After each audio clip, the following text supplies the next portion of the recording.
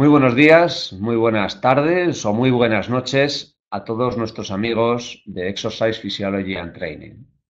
Soy Luis Miguel López Mojares, soy médico, especialista en medicina del deporte y hoy quiero comentar con todos vosotros uno de los temas estrella de la fisiología del ejercicio por su enorme prevalencia. En este primer capítulo de dos voy a intentar explicar lo más sencillo posible lo que es la obesidad y por qué la obesidad es una enfermedad. Obeso es el nutrido en exceso, o sea, es el origen de la palabra. Por tanto, la obesidad indica un exceso de grasa corporal. En el caso de las mujeres, corresponde a un exceso de grasa superior al 33% de su masa corporal. En el caso de los hombres, superior al 25%. Sin embargo, la grasa no tiene una distribución homogénea. Dependiendo de los hombres o de las mujeres o las condiciones de cada persona, se distribuyen de forma o de otra y eso va a jugar un papel importante a la hora de valorar el riesgo de sufrir complicaciones. La manera más exacta, la más precisa de medir esa grasa corporal y su distribución es utilizando un densitómetro de rayos X de energía dual como el que vemos en la pantalla. Este corresponde a la Facultad de Actividad Física y Deporte de la Universidad Europea de Madrid y es el que utilizamos habitualmente en investigación en ese centro. Los límites de grasa, por tanto, en condiciones ideales, se miden mediante este procedimiento. Además de esto, se pueden estimar con menos precisión, pero con una metodología mucho más sencilla. Metodología que procede del siglo XIX. Lamberto Quetelet, este señor que figura en la imagen, era en realidad un estadístico del siglo XIX que diseña una manera de evaluar la obesidad con parámetros tan sencillos como el peso y la altura.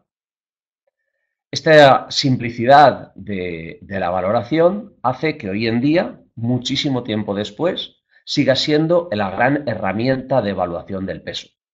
De tal manera que, como podéis ver en la imagen, el límite de peso, de obesidad, se establecería en esos 30 kilogramos por metro cuadrado significado aquí. Si, para verlo un poco más sencillo y para que nos hagamos una idea, un índice de masa corporal de entre 18 y 25 se considera como normal y correspondería a estas imágenes. Obesidad, índice de masa de 30, esta figura, o índice de masa corporal de 40. Pero no toda la grasa, como decía antes, tiene las mismas repercusiones clínicas. De tal manera que esa tabla que se diseñó en base a los estudios de Quetelet ha sido modificada y sobre todo en los niveles de sobrepeso y obesidad más prevalentes. Es decir, el sobrepeso entre 25 y 30 de índice de masa corporal o la obesidad más leve entre 30 y 35. Con estas cifras, fijaros si es importante la distribución de la grasa en el cuerpo, que si la cintura, en el caso de los varones, es superior a 102 centímetros, en el caso de las mujeres superior a 88, fijaros cómo se modifica el riesgo de sufrir complicaciones. De tal manera que en sobrepeso, cuando la grasa está acumulada en la región abdominal, el riesgo de sufrir complicaciones clínicas aumenta considerablemente. Lo mismo ocurre en la obesidad tipo 1. De tal manera que en realidad cada vez más se piensa, la mayor parte de los investigadores que se dedican a este tipo de cosas, que la obesidad no solo tiene importancia por el hecho de la masa, del exceso de grasa, sino por las complicaciones que esto puede generar.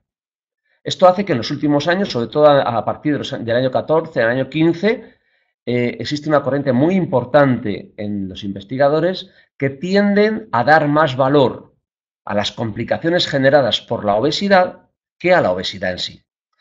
Tanto es así que a partir, ya digo, de estos años se ha ido haciendo unas nuevas clasificaciones dirigidas sobre todo a la definición de la obesidad como enfermedad y, por tanto, como trastorno con necesidad de ser tratado. Ese es el concepto fundamental de la enfermedad, el hecho de que necesita tratamiento. De tal manera que, como podéis ver aquí, se podría estimar que la obesidad grado 0 sería cuando el índice de masa corporal es superior a 30, pero no hay complicaciones relacionadas por la obesidad, con lo cual lo que sería recomendable es una modificación del estilo de vida, que veremos posteriormente. Obesidad grado 1, cuando a partir de 25, índice de masa corporal de 25, no de 30 como decía antes, sino de 25, con una o más complicaciones de las relacionadas con la obesidad de carácter leve o moderada. Obesidad grado 2 sería aquella en la que el paciente tiene un índice de masa corporal superior a 25, pero las complicaciones relacionadas con la obesidad serían de carácter severo. Esto es muy importante porque en la obesidad grado 1 lo que se recomendaría es estilo de vida más modificación de conducta que permita establecer esos cambios y, por tanto, el control adecuado del peso a largo plazo. Y en la obesidad grado 2, además de la modificación del estilo de vida, de la modificación de la conducta, en algunos casos podría ser candidato a la cirugía bariátrica. ¿Qué son complicaciones o qué se definen como complicaciones relacionadas con la obesidad? Que eso es un poco la clave principal. Pues fundamentalmente la aparición de diabetes tipo 2, dislipemias, hipertensión, hígado graso no alcohólico, ovarios poliquísticos, apnea del sueño, artrosis, reflujo gastroesofágico o discapacidad en los movimientos. Complicaciones todas ellas directamente relacionadas con la obesidad. La obesidad es una enfermedad, fijaros, porque relaciona el aumento del índice de masa corporal con la aparición de enfermedades. Fijaros que esta gráfica relaciona índice de masa corporal, lo normal estaría en torno a 25, obesidad a partir de 35. Observad cómo, por ejemplo, a medida que va aumentando el índice de masa corporal, va aumentando el riesgo de sufrir, por ejemplo, diabetes mellitus. Una cosa ocurre parecida perdón, en esta gráfica dirigida a relacionar índice de masa corporal con la aparición de enfermedad coronaria, la aparición de enfermedad respiratoria, la aparición de algunos cánceres, sobre todo el cáncer de colon o el cáncer de mama, el aumento de la prevalencia del ictus, el aumento de la muerte precoz. Naturalmente nada nos va a resolver la muerte, no vamos a desterrar la muestra, pero sí lo que pretendemos es morirnos a tiempo y sobre todo morirnos en condiciones lo más saludables posible. Cuanto más tiempo mejor, naturalmente.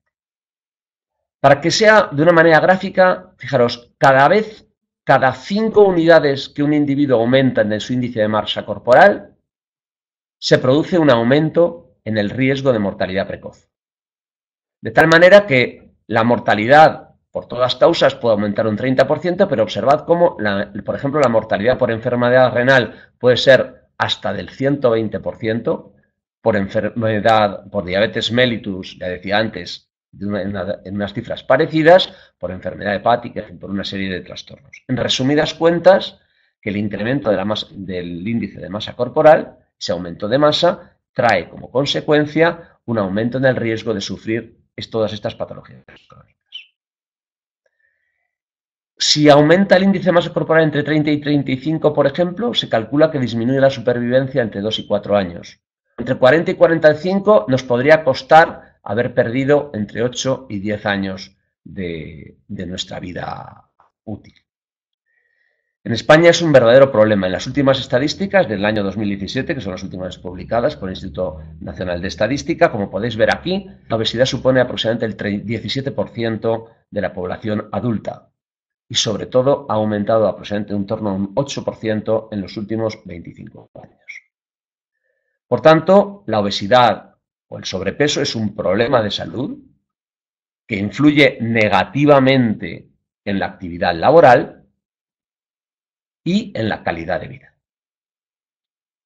Resumiendo, obesidad es una enfermedad crónica, tanto requiere un tratamiento crónico, con complicaciones, es una enfermedad limitante que aumenta el riesgo de discapacidad y de muerte precoz y que requiere un tratamiento crónico.